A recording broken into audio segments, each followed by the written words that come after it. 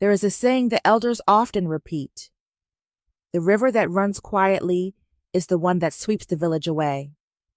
But not everyone believes such words, especially when the river looks harmless. That was how Nkiru entered the home of her husband, Chibuzo.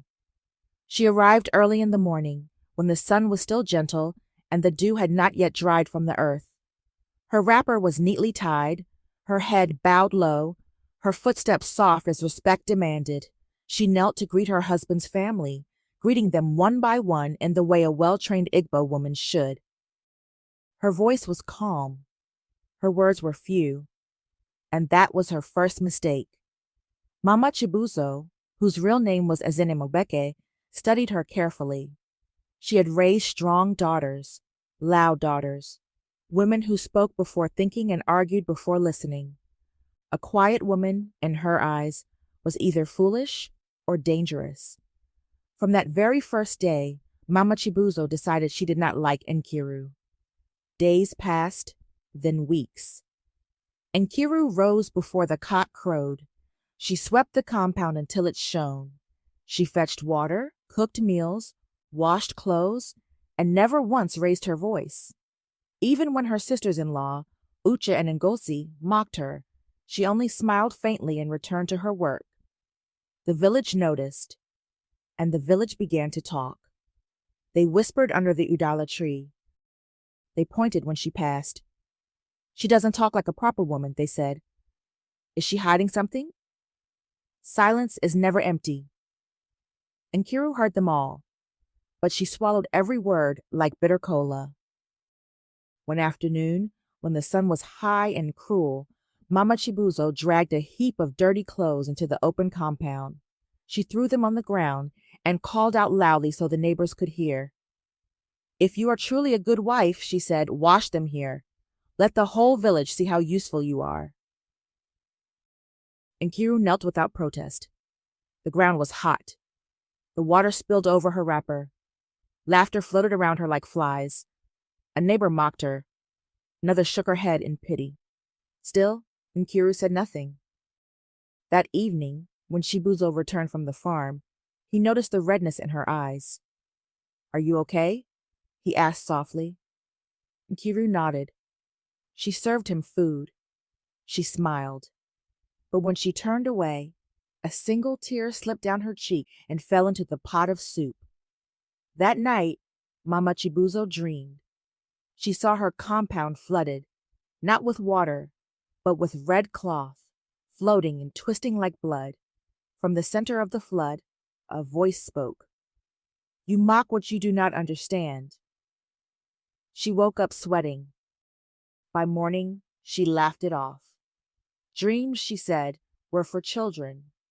What Mama Chibuzo did not know was that Nkiru had not always been silent. She was born on a night the moon hid its face. The elders whispered when she cried for the first time, because the air around her felt heavy, charged. Her mother took her to Dibia Nwankwo, the village spiritualist, who studied the child for a long time before speaking. This child carries a voice that answers the earth, he said. Teach her restraint, or she will destroy what she loves. From that day, Nkiru was taught silence, not as weakness, but as protection. She learned when to speak, and more importantly, when not to. She grew up normal, gentle, careful.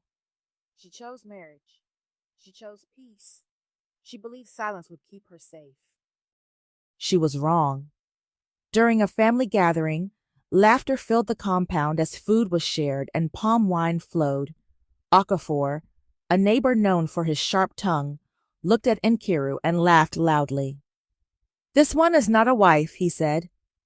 She is furniture. The compound exploded in laughter. Mama Chibuzo smiled and poured dirty water near Nkiru's feet. Clean it. Something inside Nkiru snapped. Slowly she lifted her head. For the first time since she entered that house, she looked everyone in the eyes. Her voice was soft, but it cut through the noise like a blade. I have endured enough. That night, thunder rolled, But no rain fell.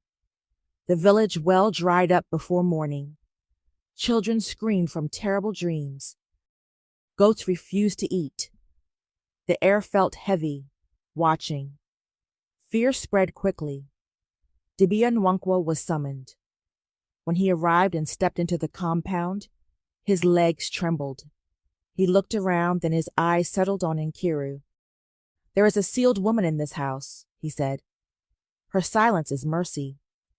Mama Chibuzo laughed nervously. Nkiru knelt. "I never wanted this," she whispered. The ground shook gently beneath them.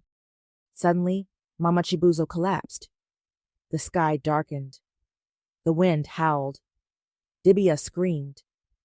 "If she speaks again, this house will not survive." Kiru stared at her trembling hands. Tears rolled down her face. "Must my voice destroy?" she asked softly. "For me to be respected?" Silence returned. But this time, it was no longer peaceful. And in Umugele village, everyone finally understood. The quiet woman had only just begun.